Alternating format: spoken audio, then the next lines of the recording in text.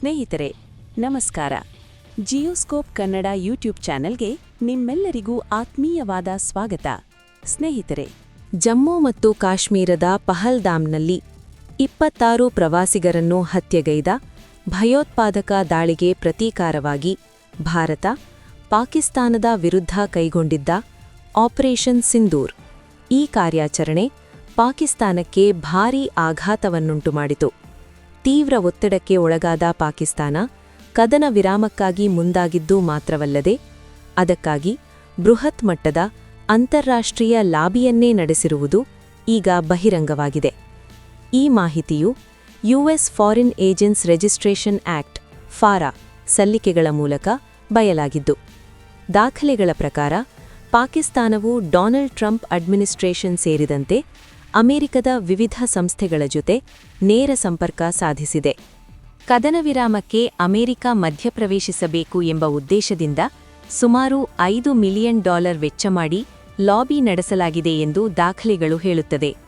ಈ ಲಾಬಿಯ ಭಾಗವಾಗಿ ಪಾಕಿಸ್ತಾನವು ಬಿಕ್ಕಟ್ಟು ನಿರ್ವಹಣೆ, ಮಿಲಿಟರಿ ಮತ್ತು ರಾಜತಾಂತ್ರಿಕ ಪ್ರವೇಶ, ಆರ್ಥಿಕ ಸಂಪರ್ಕಗಳು ಮತ್ತು ಅಮೆರಿಕದ ಉನ್ನತ ಮಟ್ಟದ ವ್ಯವಸ್ಥೆಯಲ್ಲಿ ಮಾಧ್ಯಮ ತೊಡಗಿಸಿಕೊಳ್ಳುವಿಕೆಗೆ ಸಂಬಂಧಿಸಿದಂತೆ ಅನೇಕ ಯುಎಸ್ ಲಾಬಿ ಅಂಡ್ ಲಾ ಫರ್ಮ್ಸ್ಗಳನ್ನು ನೇಮಿಸಿಕೊಂಡಿತ್ತು. ಆಪರೇಷನ್ ಸಿಂಧೂರ್ಗೆ ಸಂಬಂಧಿಸಿದ ಭಾರತ-ಪಾಕಿಸ್ತಾನ ಉದ್ವಿಗ್ನತೆ ತೀವ್ರ ಹಂತದಲ್ಲಿದ್ದ ಸಂದರ್ಭದಲ್ಲಿ ಪಾಕಿಸ್ತಾನದ ಪ್ರತಿನಿಧಿಗಳು ಅಮೆರಿಕದ ಹಲವು ಜನಪ್ರತಿನಿಧಿಗಳನ್ನು ಸಂಪರ್ಕಿಸಿದ್ದರು ಎಂಬುದನ್ನು ಸ್ಟೆಪ್ಟೋ ಅಂಡ್ ಜಾನ್ಸನ್ ದಾಖಲೆಗಳು ತೋರಿಸುತ್ತವೆ. ಈ ಸಂಪರ್ಕಗಳ ಉದ್ದೇಶ ಒಂದೇ: ಸಂಭವಿಸಬಹುದಾದ ಸಂಘರ್ಷದ ನಡುವೆ ಅಮೆರಿಕ ಮಧ್ಯಪ್ರವೇಶಿಸಬೇಕು ಎಂಬ ಒತ್ತಾಯ. ಇದರ ಜೊತೆಗೆ ಪಾಕಿಸ್ತಾನವು ಸೈಡನ್ ಲಾ ಎಲ್ಎಲ್ಪಿ ಮತ್ತು ಜಾವೆಲಿನ್ ಅಡ್ವೈಸರ್ಸ್ ಸಂಸ್ಥೆಗಳನ್ನು ತನ್ನ ಲಾಬಿಗೆ ಸೇರಿಸಿಕೊಂಡಿತ್ತು. ಜಾವೆಲಿನ್ ಅಡ್ವೈಸರ್ಸ್ನ ಪ್ರಮುಖರಾದ ಜಾರ್ಜ್ ಸೋರಿಯಲ್ ಮತ್ತು ಕೀತ್ ಶಿಲ್ಲರ್ ಇವರು ಡೊನಾಲ್ಡ್ ಟ್ರಂಪ್ ಅವರೊಂದಿಗೆ ನಿಕಟ ಸಂಪರ್ಕ ಹೊಂದಿದ್ದವರು ಎಂಬುದು ಎಫ್ಎಆರ್ಎ ಫೈಲಿಂಗ್ಸ್ಗಳಿಂದ ತಿಳಿದುಬಂದಿದೆ. ಭಾರತದ ಆಪರೇಷನ್ ಸಿಂಧೂರ್ನ ತೀವ್ರ ಹೊಡೆತಕ್ಕೆ ನಲುಗಿದ ಪಾಕಿಸ್ತಾನ ಸಹಾಯಕ್ಕಾಗಿ ಅಮೆರಿಕವನ್ನು ಬೇಡಿಕೊಂಡಿತ್ತು. ಹೆಚ್ಚಿನ ಹೂಡಿಕೆಗಳು, ವಿಶೇಷ ಪ್ರವೇಶ ಮತ್ತು ನಿರ್ಣಾಯಕ ಖನಿಜಗಳನ್ನು ನೀಡುವ ಪ್ರಸ್ತಾಪಗಳನ್ನು ಮುಂದಿಟ್ಟಿತ್ತು ಎಂಬುದು ದಾಖಲೆಗಳಿಂದ ಗೊತ್ತಾಗುತ್ತದೆ.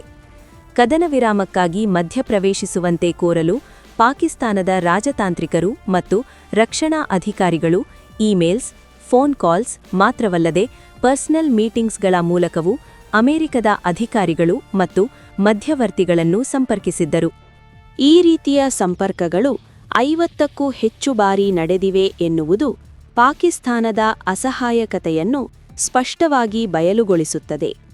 ಒಟ್ಟಿನಲ್ಲಿ ಆಪರೇಷನ್ ಸಿಂಧೂರ್ನ ಪರಿಣಾಮ ಪಾಕಿಸ್ತಾನ ರಾಜತಾಂತ್ರಿಕವಾಗಿ ಎಷ್ಟು ಒತ್ತಡಕ್ಕೆ ಸಿಲುಕಿತ್ತು ಎಂಬುದಕ್ಕೆ ಈ ಲಾಬಿ ದಾಖಲೆಗಳೇ ಸಾಕ್ಷಿಯಾಗಿ ನಿಂತಿವೆ.